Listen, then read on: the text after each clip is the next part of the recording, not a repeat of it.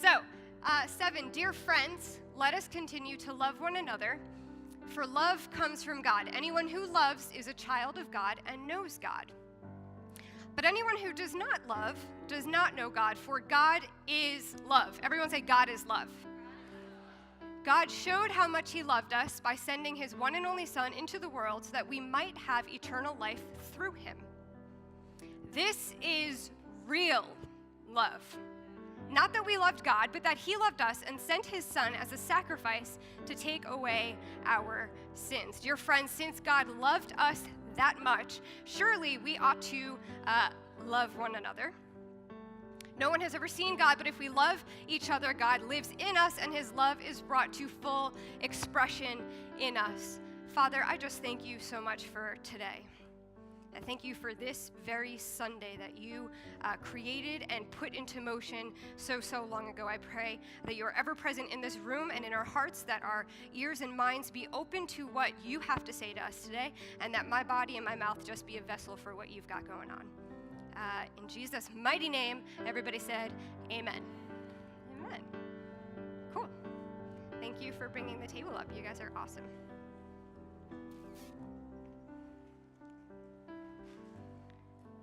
Cool. I want to talk to you guys today on the topic of inconvenient love. Turn to your neighbor and say, I am inconvenienced. Wow, you guys sound so unfazed by being inconvenienced. I'm inconvenienced. I'm inconvenienced, and I want you to be, for the sake of today's message. If you're taking notes, the message title is Inconvenient and Inconvenient Love. So I want you to allow yourself to be inconvenienced. I'm sure you didn't come to church today thinking, oh, I'm not a pastor. A preacher is going to tell me I want you to be inconvenienced. But I do, and it doesn't make sense, but go with me here for the sake of our topic today. So inconvenience, just to refresh your mind, I'm sure all of you know what it's like to be inconvenienced, but to be disturbed, annoyed, frustrated, interrupted, causing discomfort or annoyance. I think I said annoyance, but it really is annoying. And so for me, something that's inconvenient, and I'm sure for all of you, is getting into an argument. And if you can think back to the very first argument you ever had, maybe some of you will remember the actual first one.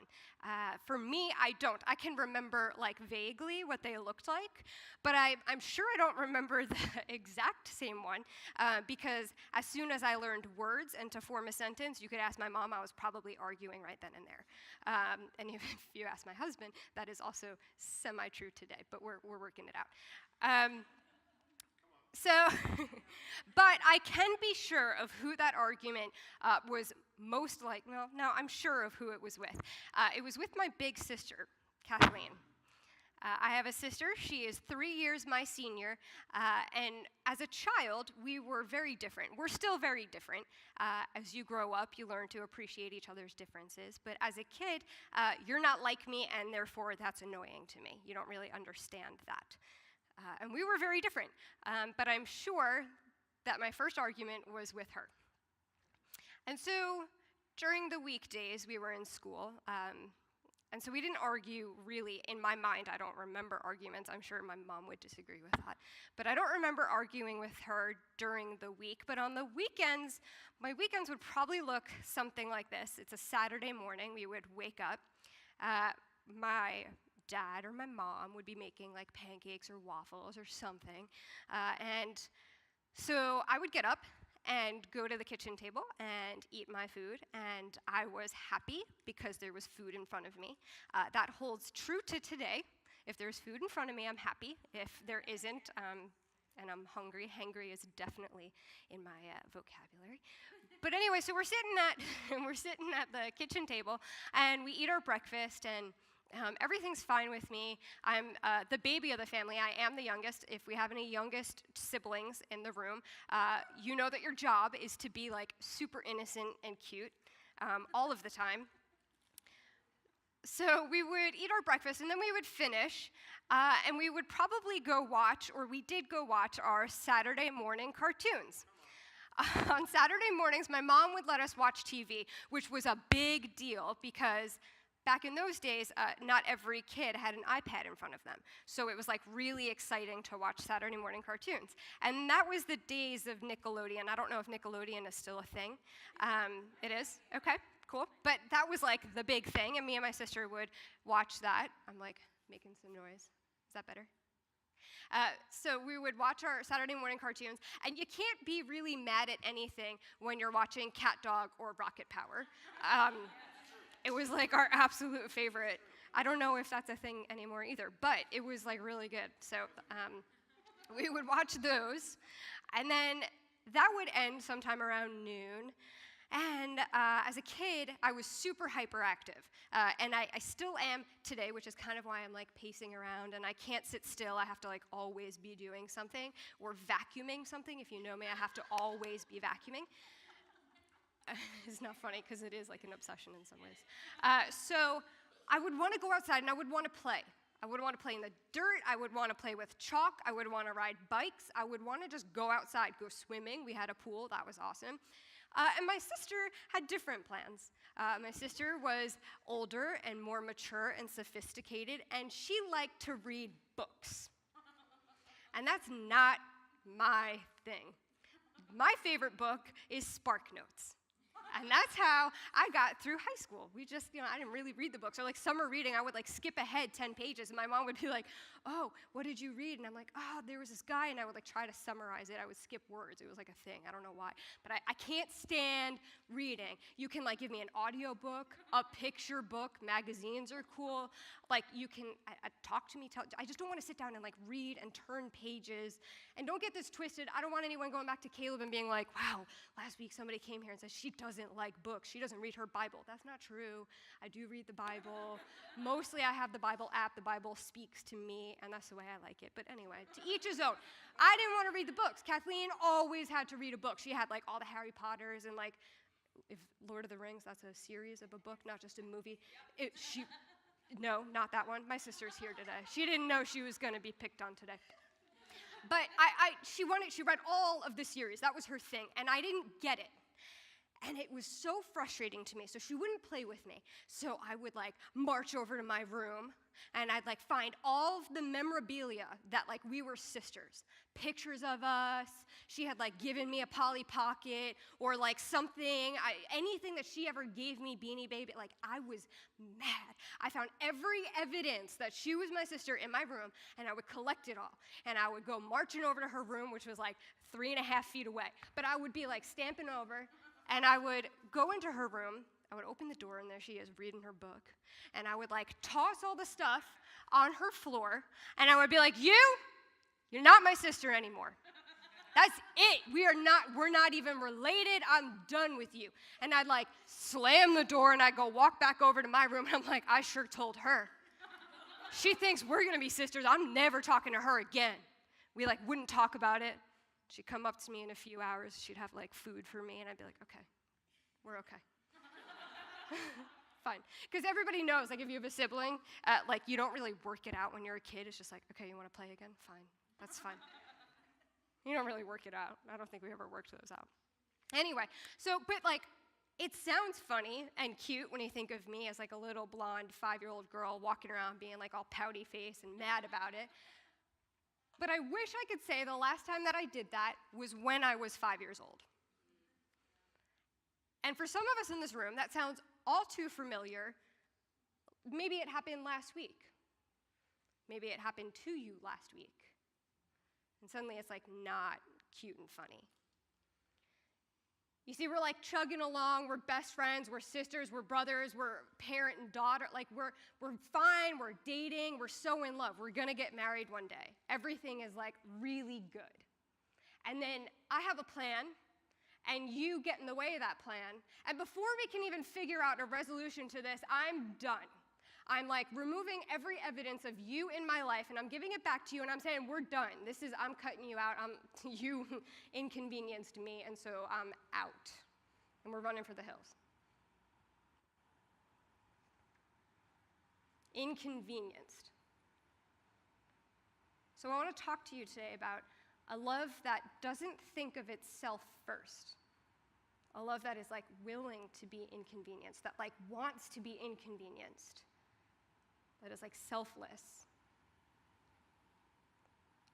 If we can go back to verses 7 and 8.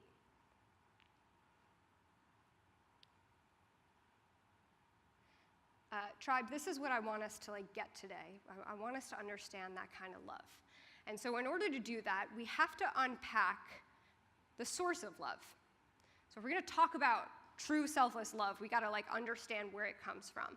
So verse 7 says, "Dear friends, let us continue to love one another, for love comes from God. Anyone who loves is a child of God and knows God.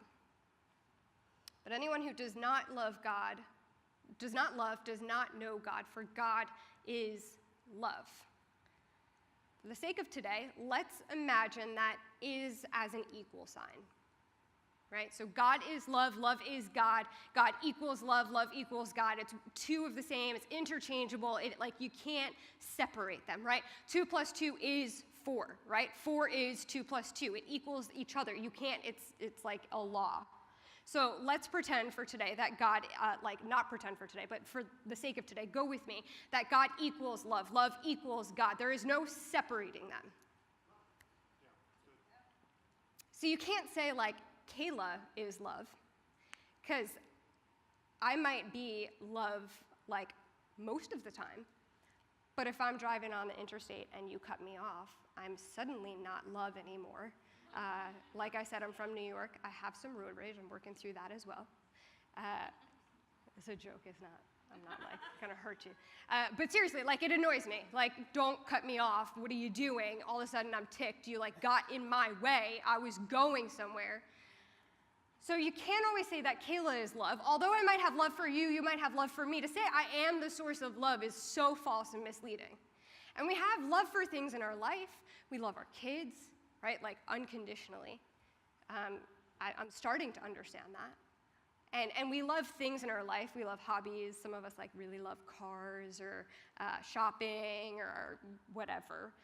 But to say those things are the source of love is so false and misleading and really going to let you down at the end of the day. My husband is a great source of love for me, but he's not the source of the love. And it's the same with me, and I'd like to say that we constantly are always showing nothing but love to each other, but that's not true. And if we think that way about our spouse, we're also going to lead to disappointment. So here is our Bible telling us God is love. So we understand the source of it. That's pretty simple, Kayla. Okay, God is love equals love. Love is God. Okay, we've heard it before. Sounds pretty cliche. But what kind of love are we talking about here? So let's kind of pack that a little bit. 9 and 10, verses 9 and 10, says, "God showed how much he loved us by sending his one and only Son into the world so that we might have eternal life through him. This is real love." Everyone say real. Get it. "Not that we loved God, but that he loved us and sent his Son as a sacrifice to take away our sins." We're not talking about light and fluffy, convenient Hollywood love story, feel-good love. If it feels that way, awesome. But to say that that's all it ever is also not true. We're talking about this atoning, sacrificial love. A sacrifice has to be inconvenient. That's the point of a sacrifice. It's costing you something. This is real love. It's sacrificial. It is costing something. And here, everything. You see, I don't think in the Garden of Gethsemane before Jesus was going to be crucified the next day, he was praying and he had his buddies there with him, and they kept falling asleep on him because whatever, they can't keep themselves awake. And I don't think Jesus, and I actually know that Jesus didn't go over to Peter and go, "Hey, Pete, listen, I was going to do this thing for you tomorrow. I was going to die for you, right, and gain you eternity, but I was going to get a haircut. I had a lunch date with some of my friends. I was going to go for a hike. It just, it's not sounding convenient for me, and then therefore I'm just going to back out." He didn't do that. He didn't do that. He said, "Father, your will be done, not mine." And you see, Jesus didn't earn anything by dying for you. He didn't get a promotion. He didn't get a bonus check. He didn't gain a better title or like more Instagram followers. He died. Like he got death for that. But we earned everything. Like we got eternity from him dying. There was no betterment. Like there was nothing on the other side of that for him. And a lot of the times it's like, sure, maybe I'll be inconvenienced for you, but what's in it for me? There was nothing in it for him but you and me, all of us. Real love that doesn't think of itself first, love that is like willing and desiring to be inconvenienced.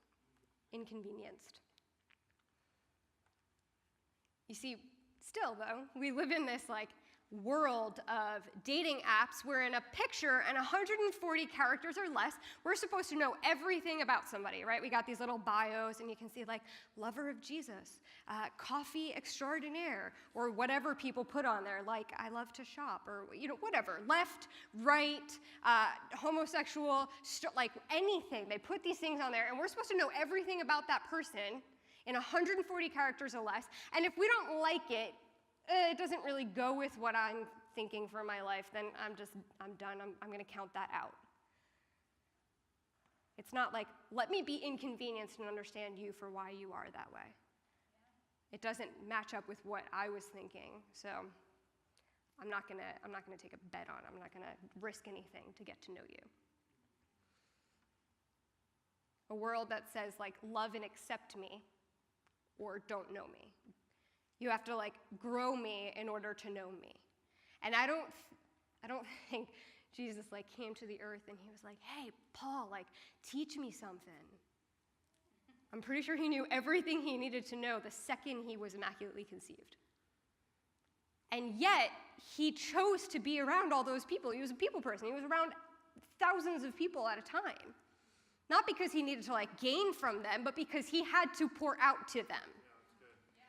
And for us, it's like, well, if you're not like enhancing me, then you're not really, what's the point? Like I don't need to spend my time with you. But maybe God places those people in our lives not so that we can like cut them out or they can't benefit me, but like I can benefit them. Love that doesn't think of itself first. Love that goes, what can I do for you first? You can't do anything for me. See, it really comes out when you're how you treat the people that just can't benefit you, that can't do anything for you. You have to give to them, though. Like, that's an honoring place to be. You're not going to help me, but, there's something in me that can help you. None of us could help Jesus. None of us. He got it all on his own. God of the universe, right? Came down here and died for us, which was a pretty big inconvenience, I'd say. And like not only that, but he died the most inconvenient way. And we're going to get a little gruesome here, but I kind of want to be real with you, that he went to the cross, which is like the most torturous way to die. He didn't have a quick beheading or like a shot to the heart or just like an easy poison. And while none of those things are good options, I'm not saying that, but they're quicker and less painless. The God of the universe like died on a cross on purpose. I will take all of it. Gasping for air. That's love. Gasping for air. So that he could earn us. It just, to me, it doesn't make sense. But that's because I've been ingrained to like want people to benefit me. And we come today and we've got different ideas of what love is. We get these ideas from Hollywood or media around us. Classic love story, boy meets girl, girl meets boy, they fall in love, and they live happily ever after. They get married, and the story ends. And what I don't understand is why it ends when the marriage happens. Got some married people in here. You know it's not always just happily ever after and super convenient. It's not. And I'm sure my husband would say the same thing. He's walking around with my child. But I'm not like always inconvenient. I'm not always convenient to love. I just went through 9 months of pregnancy, which means hormones and like hunger, and I'm sure I was not all that convenient to love in that time. And it's not always convenient to be married to him. It's the best blessing ever, don't get me wrong, right? Aside from eternity and next to my daughter, he is the best blessing that God has ever given me. But it's not always convenient. And if neither one of us were willing to be inconvenienced, we wouldn't be married, you know? But we have this picture from our Hollywood love stories that like it should be easy. It should just work out. We should just, come together. And if we don't, then it's like not meant to be. We hit rough waters in our relationships, and whereas sometimes that's like a sign that you aren't compatible or you're not with the right person, usually we go, oh, we're like in a really rough spot. I don't think we're meant to be. Instead of like being inconvenienced and saying, this is not convenient, but I'm going to work through it like for you, for us, and see where this goes. We don't want to be inconvenienced. And maybe there's some of us, we get this picture of love, the love that we think we deserve from our families of origin. And maybe you're here today and your parents had a wonderful Christ-centered marriage, and they taught you the sense of real selfless love. And for that, you're incredibly blessed, and that's wonderful. And I hope you pass that on. And yet some of us are here today, and maybe our parents got divorced, and that painted a picture of love for us. Maybe our fathers thought that we were inconvenient, so they bounced out. Maybe our moms thought that we were inconvenient, so they didn't really show us emotional support. And so we get this vision of the love that we think we deserve from the love that we received as a kid. And it's faulty. And then that's how we go and show love to other people. And so therefore we're not getting the selfless love that we ultimately crave. And the only way we can rewrite that story is if we go to the author of the story. So if there was a book that was written and we didn't like the way it ended, you go to the author and you say, why did you do it this way? How can we rewrite this? Go to Jesus and say, I don't know why I have this vision of the love that I think I deserve. Help me rewrite it. Because he's the only one that can. I assure you, I've walked that line growing up. I really have. The love I thought I deserved, and I looked for it in all the wrong places.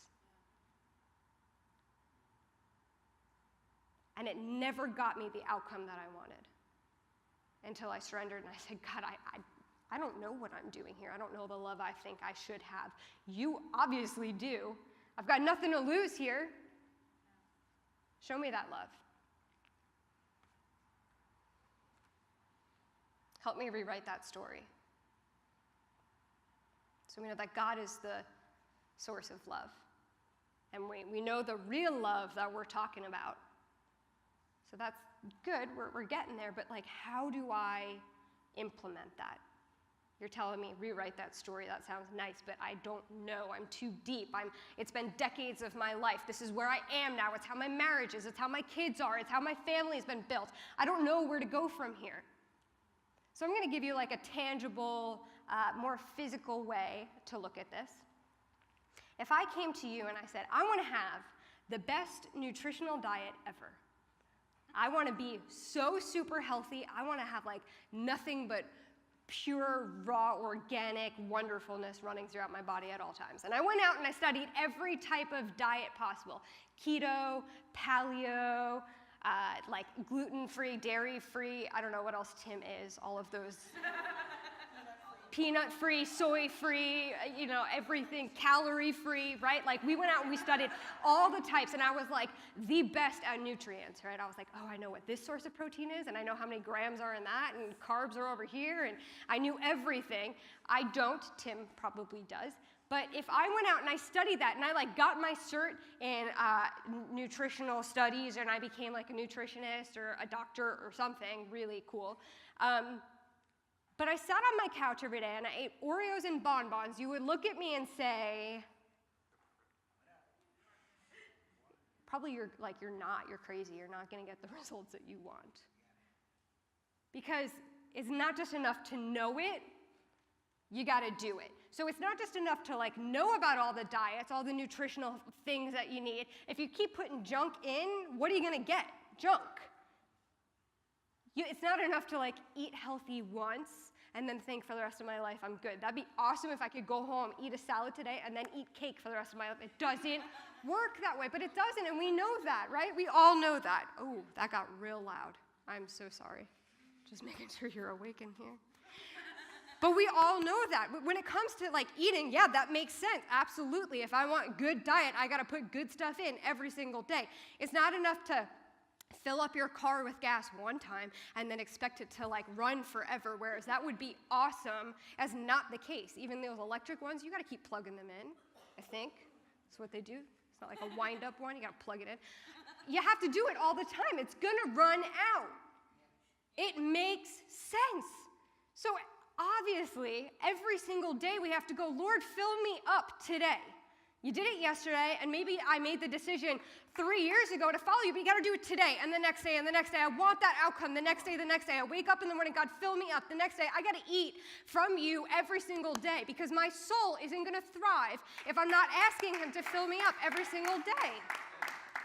It makes sense in a physical form. It does. But yet, we think to almost neglect that spiritual sense in us that needs that every single day.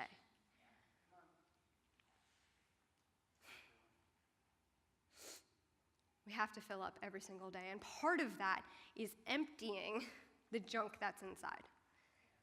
The ideas of the love that we think we deserve from how we grew up. You hold on to that, you're storing that inside, you're stuffing that in, you're not going to make room for the love every day. You're not. You have to empty that out. It's the same thing with our bodies. We have to get rid of the junk somehow, right? And fill up with good nutritional stuff. Then we'll see the changes.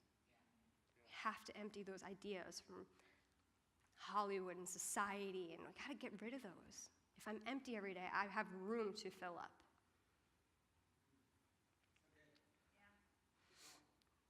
I will keep going. I'm going to keep going. So, it sounds nice, and then I got to thinking, I got some really difficult people to love in my life. Dan, it's not you, I love you. I do. I got some hard people to love in my life. That's the truth. And so do all of you. Whether it's a coworker, a family member, maybe it's your current spouse. It's difficult to love them right now. Maybe it's your child. Maybe you're in those teenage years and it's hard to understand them and love them right now. Maybe it's a coworker. Maybe it's a church friend and they're sitting next to you. They're hard to love. And it's well, they're not my brother and sister in Christ, so therefore I don't need to love them. They don't understand God's love, so they're on the other side. The enemy is alive in them, so therefore I don't need to show them that love. I just need to walk away. And then I also got to thinking, as I'm sitting there, I'm I got these hard people to love, and God's you're hard to love too. Why are you giggling? My sister's giggling at that one. I'm hard to love. If I'm going to be honest and raw, I'm hard to love because I'm emotional. I'm hard to love because I'm stubborn. I'm hard to love because I can be judgmental, and I said, I'm not going to go back to that thing. I'm not going to say that about that person again, and I do it again. I'm hard to love because I have my opinions of things and I think they're right or whatever it is. I'm hard to love, and I'm sure if it were up to me earning God's love, I would not have it. If it was up to me to convenience him to show me love, I wouldn't have it. Because every day I get up, and even if I say, fill up with me, yeah, I'm going to call the band on. Sorry. Can the band come up? I'm not used to this. I get to call people up here. Every day I say, Lord, fill me up with that love. And then, like I said, somebody cuts in my lane and I have some nice words to say in my car. Or I get on the phone with somebody and it's like a customer sales representative, and I'm learning to be better with them. But I'm hard to love. I'm not always easy. And it's not, if everybody loved me based on how easy it was, I wouldn't get that. I would not get that love. And I'm sure everybody in this room, I'm willing to bet my life on it, that everyone in this room wants selfless, unconditional love. Every single one of you. And I'm also willing to stake my life that everybody in the entire planet wants that. Everybody. Nationality, different races, different religions, even the most hatred-filled people, I bet you want that love. However, we're not always that willing to give it. But we want that, and so in order to get that in, we have to be able to give that out. We just do. Because if you carry hatred in your heart and you say, that person doesn't deserve my love, you're going to push these people away, and all of a sudden you don't have anybody around to love you because you pushed them out. Be inconvenienced. Be willing to be inconvenienced for somebody. You're not gaining anything for loving them the way that they are or whatever, but you're love them. Gosh, it seems so simple. It's not. I promise you it's not. I'm not I've mastered this. But I'm hard to love. I want to bring up Luke really quick. Luke 7:41 through 43, if we can bring that up. And then Jesus told him this story. A man loaned money to two people, 500 pieces of silver to one, and then only 50 pieces to the other. But neither of them could repay him. So he kindly forgave both of them, canceling out their debts. Who do you suppose loved him more after that? Simon answered, I suppose the one for whom he canceled the larger debt. That's right, Jesus said. I had the larger debt, for sure. And if you want to talk to me more about my story, you can always pull me over, and I am so willing to share it with you. But let me tell you, I had way more than 500 pieces of silver. I don't know what that accounts to in currency today, but I had a big, big debt. And so I'm eternally grateful that God paid that. I didn't show love for a very, very long time in my life. And God was there the entire time showing love to me.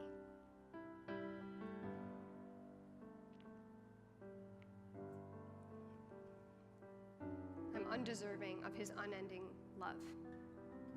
I can't convenience him. I can't benefit God. I will never, ever, ever do that. I'll never be perfect. I'll never make the decision today and then never need it again. It's a daily decision all of the time. But I made that decision so many years ago, 6 years ago. And it's a decision that we can make every single day. It's a decision that you've never made it before. You can make it today. I ask you all to just kind of stand with me as we're finishing up here.